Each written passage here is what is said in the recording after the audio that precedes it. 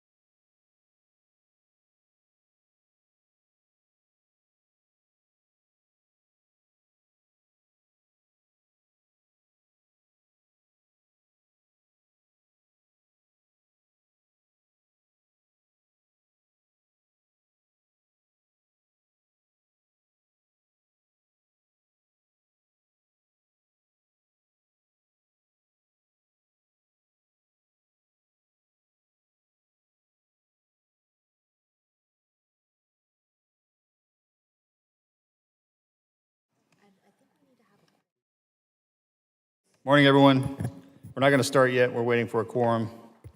So I just thought I would say hello to everybody. Quiet group. Must be a, I'm not going to make an Air Force joke, but probably should.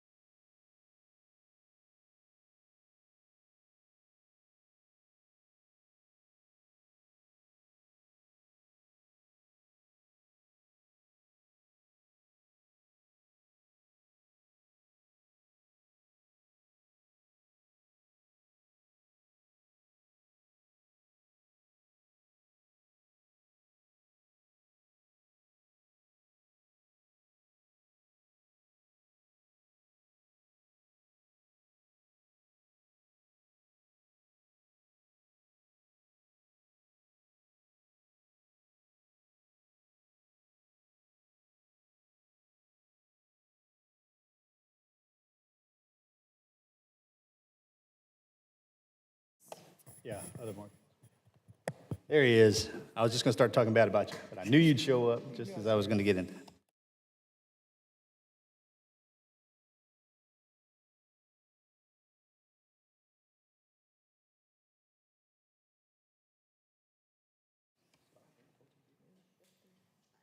All right. Good morning, everyone. Today, we are considering 6 bills, several of which I will be asking unanimous consent to consider en bloc. All of these bills were considered at legislative hearings in the subcommittee. In accordance with committee rules, the subcommittee has contacted the Congressional Budget Office seeking informal preliminary cost estimates for each of these bills being considered today. These preliminary scores are only a range of potential costs. None of these bills today include the offsets that would be necessary to move the bills forward through full committee. Finding offsets ensure that we keep our fiscal house absolutely in order. If we cannot find these offsets for these bills, we will not be able to consider them in the full committee markup. I look forward to working with Ranking Member McGarvey and other members of this subcommittee to find reasonable offsets for these bills. I now recognize the distinguished ranking member for any opening remarks he may have. Thank you, Mr. Chairman. Chairman Luttrell, I truly appreciate you holding this markup today and working through the legislation that's intended to help our veterans, the families, and survivors. I also really appreciate the bipartisan nature of this committee and of the work we do to help our veterans here, so thank you. We have several bills that tackle a range of issues. These bills address burial rights and benefits, military sexual trauma training, aviator cancers, form simplification, claim sharks, and the ever-present VA claims backlog. I'm particularly excited to delve deeper into my bill, H.R. 2303, the Board of Veterans Appeals Attorney Retention and Backlog Reduction Act. We need to get a better name for that one, I think. Yeah. As we recently discussed, my bill would authorize the Board of Veterans Appeals to create non-supervisory staff attorney positions at the GS-15 level. Right now, that backlog is causing long wait times and delaying critical decisions that our veterans urgently need. And this bill is a solid step towards solving that problem by making sure the most experienced attorneys stay at the Board of Veterans Appeals. I think our veterans are worth us investing in this effort and getting them through the limbo of claims processing and decision-making. So I hope this bill is worthy to move forward so we get veterans their earned benefits without delay. I also look forward to advancing H.R. 647, the Ensuring Veterans Final Resting Place Act of 2025, H.R. 1344, the Denison Lewis Cristofalusi Act, to ensure the best benefit delivery at the end of a veteran's life. I'm also eager to move forward H.R. 2201, the Improving VA Training for Military Sexual Trauma Claims Act. Claims of this nature are especially sensitive and require a different approach so as not to re-traumatize a veteran who survived terrible abuse. This bill has broad support in the VSO community, and I hope we pass it here today. So, Mr. Chairman, again, I thank you so much for working with us on these issues and look forward to getting these bills out of the committee. Thank you, Mr. McGarvey. I now ask unanimous consent to consider en bloc the following bills that do not have amendments: H.R. 530, the ACES Act; H.R. 1286, the Simplifying Forms for the Veterans Claims Act; H.R. 1578, the Veterans Claims Education Act of 2025; and H.R. 2303, the Board of Veterans Appeals Attorney Retention and Blockage Reduction Act. Hearing no objections, so ordered. The clerk shall report the bills. H.R. 530, to provide for a study. The bills were circulated in advance pursuant to the committee rules. I ask the reading of the bills be dispensed with and the bills be open to amendment at any point. Without objection, so ordered. I recognize myself for a moment to say that these bills would provide comprehensive medical research needed to compensate military pilots and aircrew for cancers caused by radiation and chemical exposures in service, simplify the forms that veterans and survivors must complete to access their earned benefits, educate veterans about how they may receive assistance at no cost when they navigate the VA claims process, and help improve attorney retention at the VA Board of Appeals, Veterans Appeals. Do any other members wish to speak on any of the bills, including en bloc? Do any members wish to offer an amendment to any of these bills? Hearing none, I recognize the ranking member Garvey for a motion. Thank you, Mr. Chairman. I move that en bloc number 1, consisting of H.R. 530, H.R. 1286, H.R. 1587, and H.R. 2203 be forwarded favorably to the full committee. There's a motion to favorably forward the bills included in the en bloc to the full committee. All those in favor say aye. Aye. All those opposed say no. In the opinion of the chair, the ayes have it, and the bills H.R. 530, H.R. 1286, H.R. 1578, and H.R. 2303 are favorably forwarded to the full committee. I now ask unanimous consent to consider en bloc the amendment in the nature of a substitute for both of the following bills that were included in the notice for this markup. An amendment in the nature of a substitute to H.R. 647, the Ensuring Veterans Final Resting Place Act of 2025, and an amendment in the nature of a substitute to H.R. 2201, the Improving VA Training for Military Sexual Trauma Claims Act. Hearing no objection, so ordered. The clerk shall report the bill. H.R. 647, to amend Title 38 The bills were circulated in advance pursuant to the committee rules. I ask the reading of the bills be dispensed with and the bills be open to amendment at any point. Without objection, so ordered. There is an amendment in the nature of a substitute to both of these bills that is considered base text for purposes of markup. Without objection, so ordered. I recognize myself for a moment to say that these bills would ensure that service members and veterans can be buried and mourned together with their loved ones, and improve training concerning military sexual trauma claims so that victims of MST, military sexual trauma, receive accurate decisions and are not re-traumatized during the claims process. Do any members wish to speak on either of these bills or the amendments in the nature of a substitute, including in the en bloc?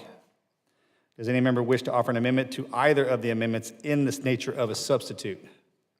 Hearing none, the question now occurs on agreeing to each of the amendments in the nature of a substitute, including the en bloc. All those in favor say aye. Aye. All those opposed say no.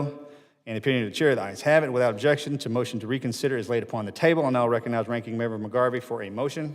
Mr. Chairman, I move that en bloc number 2, consisting of A and S to H.R. 647, A and S to H.R. 2201. There is a motion to favorably forward the bills as amended, including in the en bloc, to the full committee. All those in favor say aye. Aye. All those opposed say no. In the opinion of the chair, the ayes have it, and the bills H.R. 647 and H.R. 2201 as amended are favorably forwarded to the full committee. I ask unanimous consent that the committee staff be authorized to make technical, clerical, and conforming changes to the bills favorably forwarded today. Hearing no objection, so ordered. I thank the members for their attendance today, and the subcommittee is adjourned. Thank you.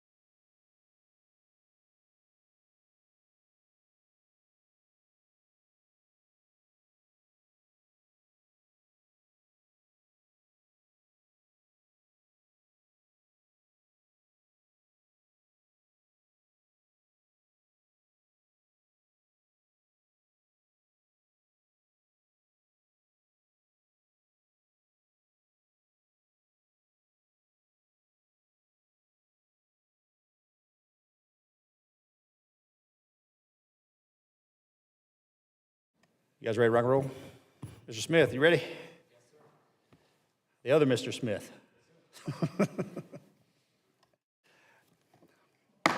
Subcommittee will come to order. Thank you to all of our witnesses for being here today. We are taking a close look at the Department of Veterans Affairs' efforts to decrease delays in veterans' disability compensation claims resulting from VA overdevelopment. When a veteran files a claim for disability compensation, VA has a duty to assist them with proving their claim. This means helping veterans obtain service records and medical records or scheduling veterans for VA disability compensation exams. VA cannot make a decision on a veteran's claim until all development is completed. Although I hear from veterans about how frustrating the wait is for a decision to be made, many times VA effort to obtain records and or exams leads to an award for disability compensation. On the other hand, overdevelopment is when VA takes unnecessary steps to obtain records or exams. Example, if existing documents in the veteran's claims file are sufficient to support the claim, VA should not schedule a government-funded disability exam. Overdevelopment forces veterans to wait longer than necessary for a decision on their claims and can lead to incorrect decisions. Unnecessary exams also waste veterans' time and money. Further, if a veteran misses a VA scheduled exam without good cause and they do not reschedule, VA automatically denies the veteran's claim even when it was unnecessary for VA to schedule the exam in the first place. H.R. 2137, the Review Every Veterans Claims Act, will absolutely fix this injustice. Overdevelopment also drives government waste because VA pays contracted exam vendors for every exam, even those that were not necessary. In fiscal year 2023, about 2.4 million exams were completed, a number that rose to approximately 3.2 million in fiscal year 24. Contracted exam vendors were paid nearly 95% of those exams. In December 2024 report, the VA Office of Inspector General, the IG, found that VA spent about $1.4 million on unnecessary exams from April through September 2023. The total amount of wasted taxpayer dollars each fiscal year is likely much higher. The OIG review did not cover the full fiscal year or examine all types of claims of decisions, both approvals and denials. We have heard from OIG and the VA employees that overdevelopment mistakes are due to an inadequate training, claims processors, as well as confusing and inconsistent guidance. To address overdevelopment, VA created an overdevelopment reduction task force. This task force recommended dozens of actions, including targeted quality reviews, updating policy guidance, and increased training. I look forward to hearing from VA today on the progress made in implementing the task force's recommendations. Particularly, I'm interested in whether the VA has implemented a plan to evaluate the effectiveness of its efforts using clear, result-driven metrics for success. And I would like to hear about any efforts VA is undertaking to further enhance its strategies to decrease overdevelopment. Finally, I look forward to discussing whether VA will implement technology to ensure that every claims processor who overdevelops a claim learns from that mistake.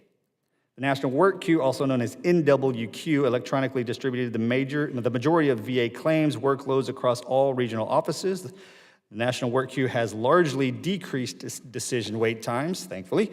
A key feature of the National Work Queue is that when a claims processor defers a claim for development, it's returned to the National Work Queue. The National Work Queue often then routes the claim to a different claims processor at another regional office for additional action.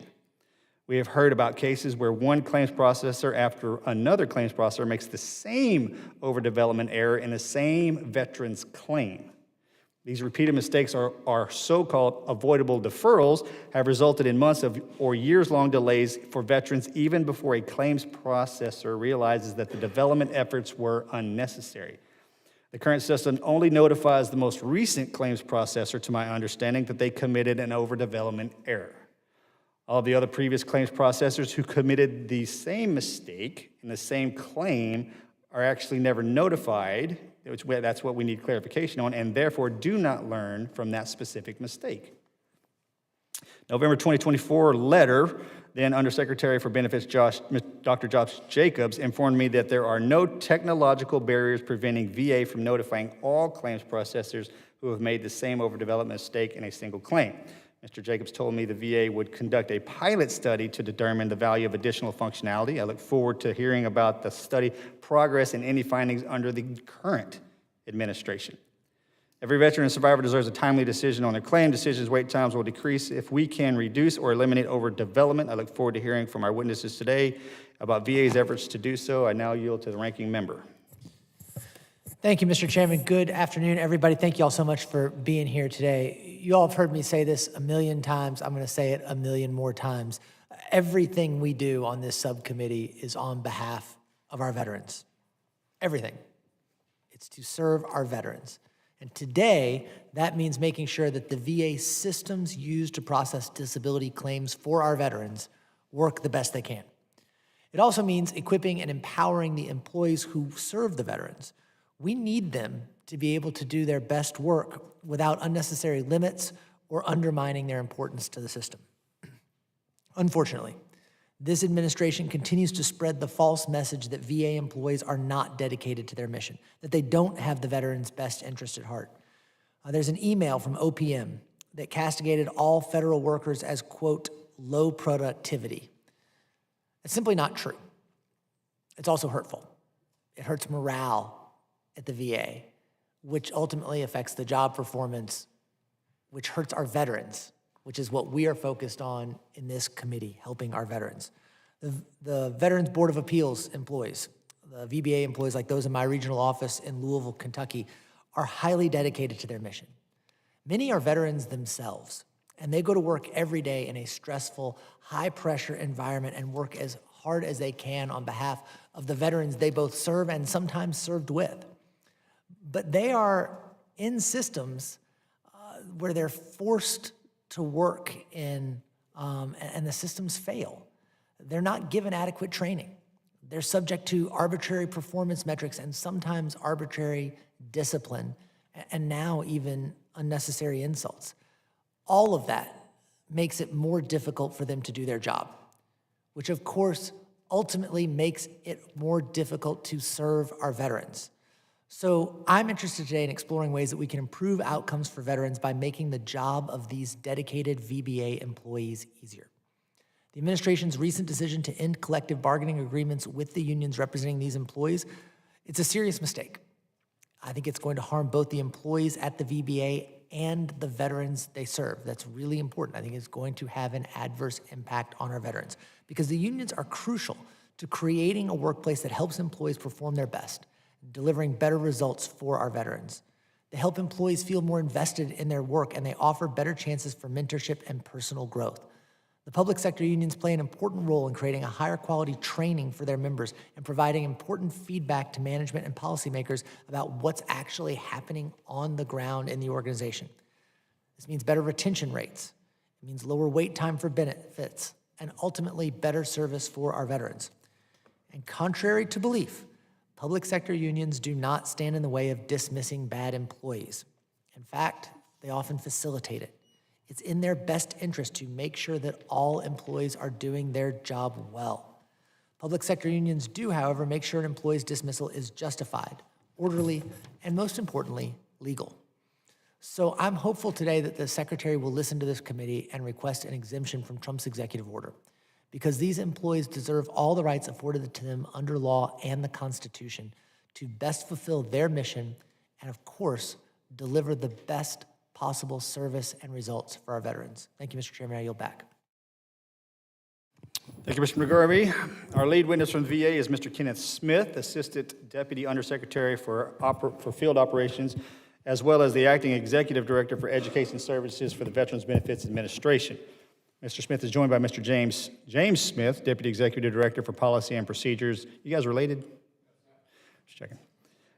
Procedures and Compensation Service. Sorry, man, I lost myself. I'm sorry. For the Veterans Benefits Administration. Mr. Smith is also joined by Mr. Robert Orifici. Got it. We've been together long enough. Executive Director for Benefits and Memorial Services for VA Office of Information and Technology. Today's witness panel also includes Mr. James Schwartz, sir, who is the President of Local 2823 in the American Federation of Government Employees.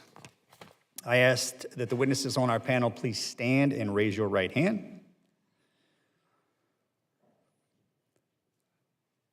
Do you solemnly swear that the testimony you're about to provide is the truth, the whole truth, and nothing but the truth, so help you God? Thank you, and let the record reflect that the witnesses have answered in the affirmative. Mr. Smith, you're now recognized for 5 minutes to deliver. Mr. James Smith, you're now recognized. What's that?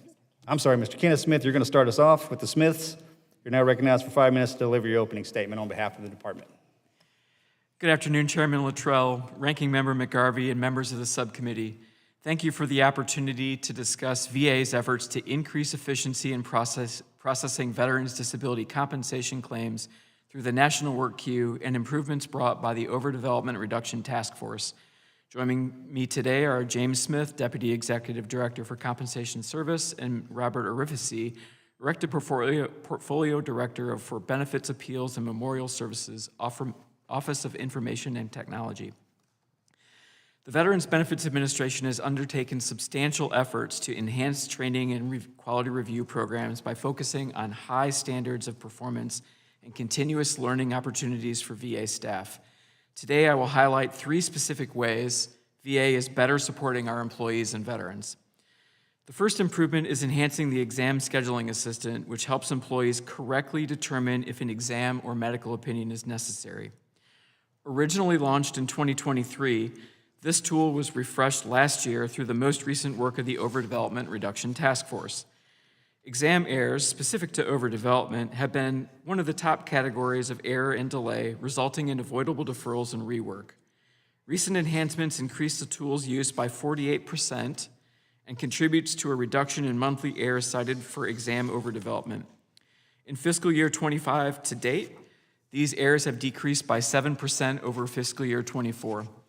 VBA will integrate this tool into the Veterans Benefits Management System, which we expect to launch in fiscal year 26.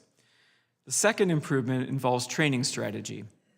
In June 2024, VBA launched interactive, hands-on learning modules and updated training content, including comprehensive lessons on requesting exams. These efforts reinforce concepts through interactive activities, ongoing assessments to gauge mastery of the content, remedial training, and follow-up assessments for those who need additional repetition. As recommended by a recent OIG audit, VA added PACT Act-specific related medical opinion requirements to all training products, ensuring employees are well-trained to address common disabilities. During VBA's quality stand-down on March 20th of this year, claims processors were provided additional training and live instructor engagement activities focused on ordering exams and medical opinions. Third, VBA and the Office of Information Technology are developing a solution to complete claims actions correctly the first time through improvements to the Veterans Benefits Management System. This upgraded functionality is being designed as an error check for the employee, providing real-time feedback on potential errors before the claim is recalled to the National Work Queue. This effort is aimed at reducing instances of misdevelopment while improving first-touch efficiency and reducing avoidable deferrals. This functional enhancement is currently in development and is planned for initial testing beginning in fiscal year 26. On the topic of avoidable deferrals, VA has recently completed preliminary data analysis for a pilot study. This study aims to develop a reporting solution for employees to receive feedback on any claim they touch that resulted in an avoidable deferral. I look forward to providing results to the committee on this study and its impact on training and mentoring. VA is also working on additional improvements to the National Work Queue to support improved timeliness through better workload management. These include advanced data analytics and predictive modeling to prioritize claims in near real time and distribute claims based on complexity, urgency, and employees' skill and experience to speed up the claims process. These improvements will also allow employees to request additional work in real time directly from the work queue and promote supervisory focus on coaching and quality. Together, these upgrades ensure claims are handled by the most suitable staff, leading to a faster decision and continued reduction of the claims backlog and higher quality decisions for veterans. This project is estimated for completion in fiscal year 26. VBA remains committed to delivering the highest standard of service to our nation's veterans, their families, and survivors. While significant progress has been made, we recognize the need for continuous improvement and adapting to evolved needs of those we serve. Thank you for continued support and collaboration as we honor our veteran sacrifices. Mr. Chairman, this concludes my statement. My colleagues and I are ready to answer any questions you or other members of the subcommittee may have.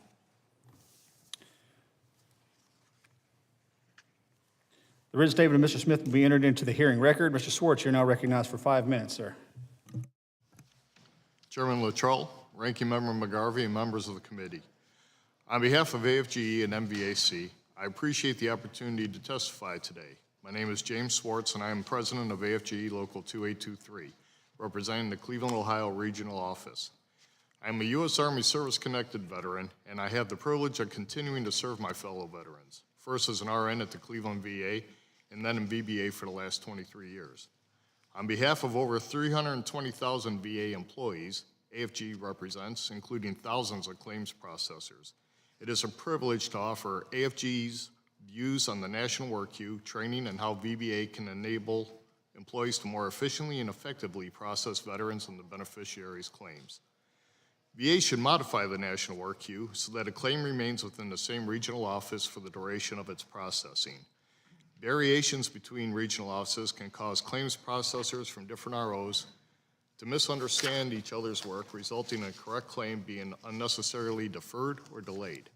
Furthermore, by keeping a claim in a single regional office, managers have more control to send claims back to the original VSR who worked on it. This would allow the VSR to learn from this error and not repeat it. This would also let the VSR and RVSR who are already familiar with the claim to efficiently address follow-up work, saving other employees from wasting time to familiarize themselves with a new claim. If VBA, despite record production and quality from employees while working from home during COVID-19 pandemic, is going to require claims processors to report to the regional office, why continue to shuffle work throughout the country and not instead leverage employee ability to collaborate with the colleagues sitting next to them? As Congressman Self asked about the last time I testified, despite the claims backlog, one of the most consistent complaints from the claims processors is they don't have enough work to meet their performance metrics and must waste time asking for more work. The reason for this problem is the internal controls VBA has put on the National Work Queue. To address this, AFGE recommends, first, the National Work Queue should automatically provide claims to individual claims processors' work queue when they are out of cases to develop or rate. Second, claims processors should have a limited ability to temporarily hold on to the claim before it is retracted by the National Work Queue. Having the claim stay within one regional office for its duration would avoid delays and give ROs more control over their workload. It would also allow secondary claims to be associated with the primary claim and worked on simultaneously. Third, the National Work Queue must better filter automatic ready-to-rate claims, ensuring employees do not waste time on cases that are not ready to rate. Fourth, VBA should program the National Work Queue so employees who have previously worked on a claim have the claims returned to them. This would allow claims processors to learn from any mistakes that were previously made and improve efficiency and quality. New employees don't understand the claims process or VA lingo that is critical for employees to do their job. This is an easy problem to fix. All training should require hands-on experience using the tools employees will actually use. Training must also focus on mastering the basics, including learning the claims process, VBA terminology, and what a claim looks like. AFGE urges VBA to reorder its curriculum to allow instructors to reference the material that was just taught, reinforce the concept, and use this to teach higher level concepts. VBA must also improve PACT Act training, as TMS self-reviewed courses are ineffective, especially considering constant updates to the SOP and manuals that are not reflected in the training. Finally, on behalf of AFGE and NVAC, partners who have long worked with this committee to help improve the VA and its delivery of benefits and health care to our nation's heroes, I respectfully urge you to ask Secretary Collins to use the authority granted to him by President Trump's executive order to certify VA employees, including the employees under the jurisdiction of the subcommittee, at the Veterans Benefit Administration, National Cemetery Administration, and the Board of Veteran Appeals, are not involved in national security and are in turn exempt from the executive order. The rights guaranteed in our collective bargaining agreement are critical to our ability to support the VA's mission and better serve veterans and their families. VBA is 2 generations of employees, both the mentors with institutional memory who are close to retirement and the next generation who are just beginning their journey of caring for veterans. Within 5 to 10 years, this knowledge will be lost forever if there are no exemptions made, combined with the proposed RIFs. AFGE and MVAC stand ready to work with the House VA Committee and VBA to address these issues. Thank you, and I look forward to your questions. The written statement of Mr. Schwartz will be entered into the hearing record. We'll now move to questioning. Mr. Smith, Kenneth Smith. Mr. Schwartz seems like he nailed it right on the head. Now, this is kind of the conversation you and I have been having for the past couple of years. Can we have a, not totally granular, but dive into the National Work Queue 2.0? You mentioned first touch efficiency. I think that's brilliant. And then what Mr. Schwartz said, how a specific claim will return to a particular VSO before it is, so it can be completed or repopulated into the work queue and then out to another regional office. Thank you for the question. So we are working on new capability to focus on direct feedback to employees at the development action. This is a solution that we've been thinking carefully about since our conversations over the last year and a half. And the idea here is to provide an error check right after they've completed their actions and before it returns to the National Work Queue to prevent delay on that claim. This is part of an interactive discussion between my VBA and the Office of Information and Technology, who's working on that solution right now. As we're doing our best to inform anyone that they've made a mistake from the top down, what are we doing from the bottom up as far as training and readiness is going so the mistake window is closed? Yes, I mean, we've completely revamped our training. Mr. Smith and his team have been working diligently on that to build in more training about exams to make sure that we order the right exams the first time and not overdevelop. It's been added into all of our existing training products as well as our most recent quality stand down, where we took our entire workforce offline for a day to focus on specific training needs. Mr. Schwartz mentioned that some of the VA employees are saying there's not enough work for them, which I find that, I've heard that myself from VA employees, but I'd like to hear your response. And you're going to get into the National Work Queue thing. I got it, all right? However, if we do have certain employees at regional offices say there's nothing here for me, we have a miss somewhere. Yes, sir. There are 918,000 veterans waiting for decisions in the National Work Queue right now. Is that number's down? It is. Since over the last year, we've dropped it almost 6%. 6%? Mm-hmm. Okay. But the very fact that we don't have any work, there are 2 potential reasons for that I can understand. One is it's hasn't been assigned to the employee, or they've depleted all the work in their queue. That's why we want to be able to allow them to pull claims in when they're ready, and then have the National Work Queue push claims to them that is matched to their experience and training. So newer employees that are trained on a smaller subset of disabilities or types of claims get disability claims that they can work until they're fully trained and able to do all of them. And more experienced staff can handle the more complex claims. So I understand this correctly. Now a claim will move from the National Work Queue into a regional area. A VA employee will be able to pull that claim without having a supervisor load up their desktop, more or less, and the supervisor providing, I guess, oversight and training, but an employee can move as much as possible, but I'm sure there's a baseline somewhere. It's like, hey, look, your minimum is this, weekly, monthly. My expectation, and this is still, we're still working on the exact development and solution with Mr. Urfesy's staff, but the concept that we're operating under is that we will be able to distribute enough claims every day prospectively to keep people busy, but then if they actually run out because things are not ready for them, that they'll be able to request additional work. I know we don't have a stat yet on, I'm going to walk that one back. I don't have to think about that one for a second. Sir, Ranking Member, I'll yield to you for your questioning. Thank you, Mr. Chairman. Thank you all for being here. Mr. Schwartz, I want to dig in a little bit about the recent executive order and the collective bargaining agreement that AFGE negotiated with VA. Aside from just being a gross breach of good faith, it also has some very real practical and detrimental consequences on the day-to-day work of those who are involved in processing claims.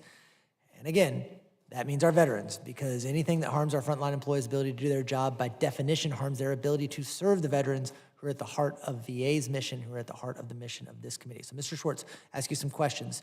To your knowledge, has the Secretary submitted a request for an exemption to the collective bargaining EO for VBA employees? No, sir. Thank you. And, Mr. Schwartz, can the union members at VA collectively bargain for wages or promotions? No, sir. That's banned by law, I believe. Can the union collectively bargain for performance standards surrounding either quality or timeliness of claims processing? No, sir. When was the last time the union workers at VA went on strike? Never. It's against the law. Perfect. Can the union collectively bargain for more or better training? No, sir, but I do believe that's where the union would be very beneficial for both the employees, the VBA or VA, and also for the veterans. Most of us are workers ourselves. We are aware of what's going on. We do the work. We talk to the first line employees, and often they will come to us and let us know what their training needs are. Many of them are afraid to actually go to managers or supervisors, and we've even worked with a lot of supervisors when employees are running into trouble so that we can work with the employees to get them where they need to be. So what would you say is the biggest impediment to frontline employees operating more efficiently and with higher quality, and how do you think AFGE can help remedy that? The number one issue would have to be training, and that's where the VA would be, or I'm sorry, the union would be able to work with the VA in order to establish what training is needed and to help the employees be able to get these training needs met when it becomes an issue before it becomes a problem. And just looking at this, how does the lack of a union with collective bargaining rights impact the ability of frontline employees to do their job well and better serve veterans? I'd say one of the biggest things is probably have to do with moral. The moral impact that it would have, the employees will no longer have a voice. They will no longer feel comfortable or competent to be able to go to the agency and discuss what their training needs are, or discuss even what some of the roadblocks are in the way of them performing the mission. And is VBA planning to consult frontline employees in the development of new technology modules? Not that I'm aware of. Okay. And what about the training content?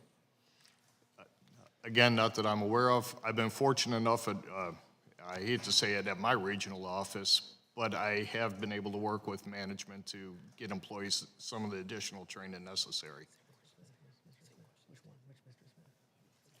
And for Mr. Kenneth Smith, I'll just ask you those exact same questions. Is VBA planning to consult frontline employees in development of new technology or training modules? Usually, management develops the solutions, and then we brief the union when it's time to implement. I would just suggest from being in the private sector and other things, getting the input from the people who are actually doing the work on the ground before you develop the training is a best practice. What about the training content? Any of the same thing? I believe that and I'll ask Mr. Smith to weigh in on this, but I believe there are union members on the training team.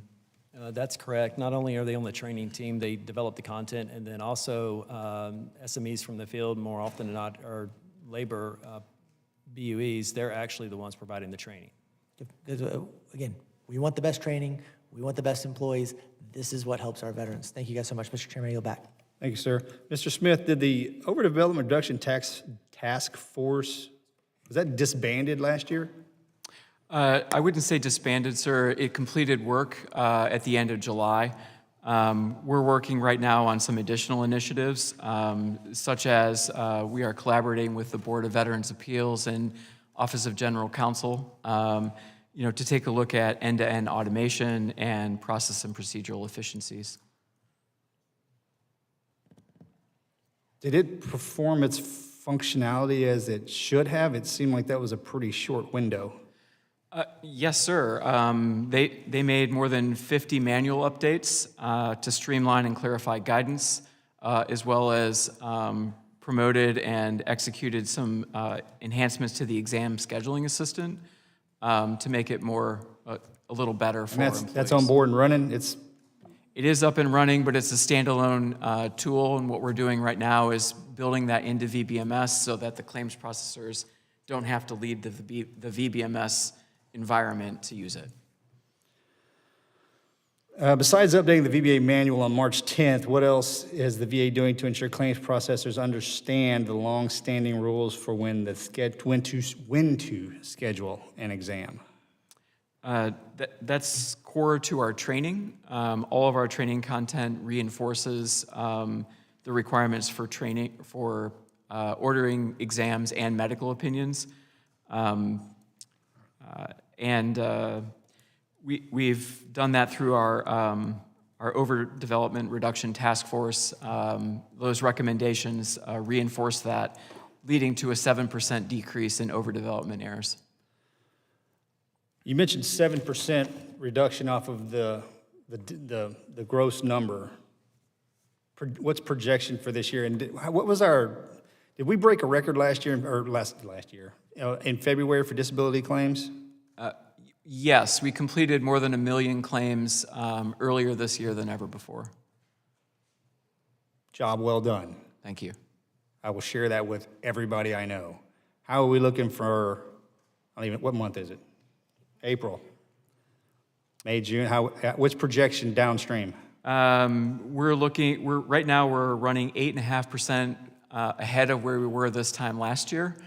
So we're looking to complete more than 2.5 million claims this year. What's our total that are outstanding? I mean, eventually I would assume we're gonna run out of veterans. Well, If we're working at this rate, it seems like. I probably shouldn't say it like that. I got 40,000 veterans who kicked my butt for saying that. I didn't mean that in a bad way. What I meant was, for the record, what I meant was eventually all our veterans will be whole.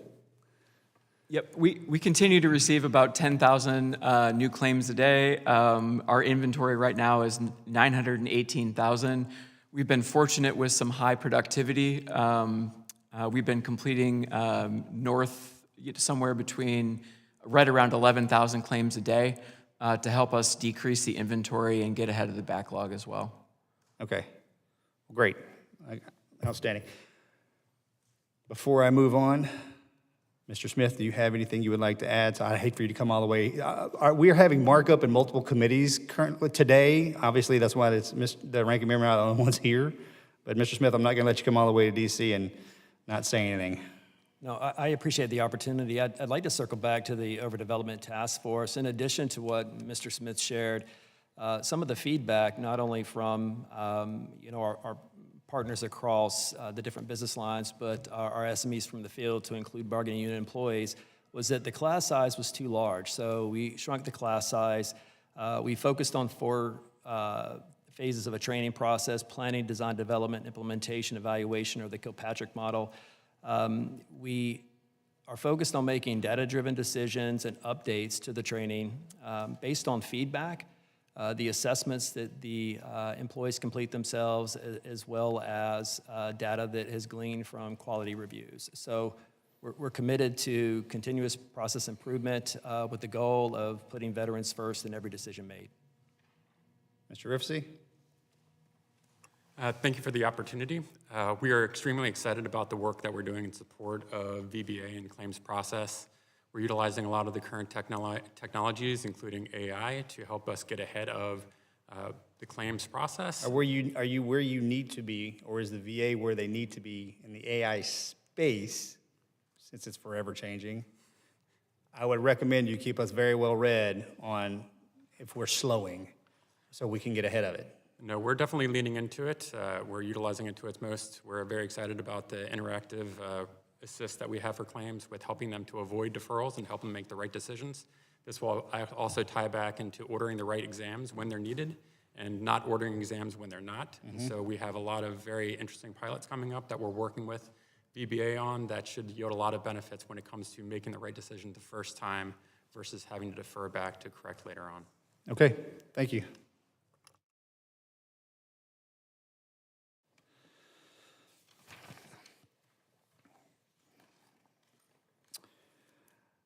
There will always be something that populates. There will always be a problem set that exists. The VA is such a wonderful working machine, right? I mean, I say that wholeheartedly. It has its problems. It does. And we should forever be changing in order to keep up with the wants and needs of our veteran space. Because as we move into, as our older generations, you know, we're moving into the younger generations. Our generation of warfighters are coming into the VA. And there's a lot of us. And then, you know, it pains me to say this, but we are always on the threshold of activation again. And if we do have to go to another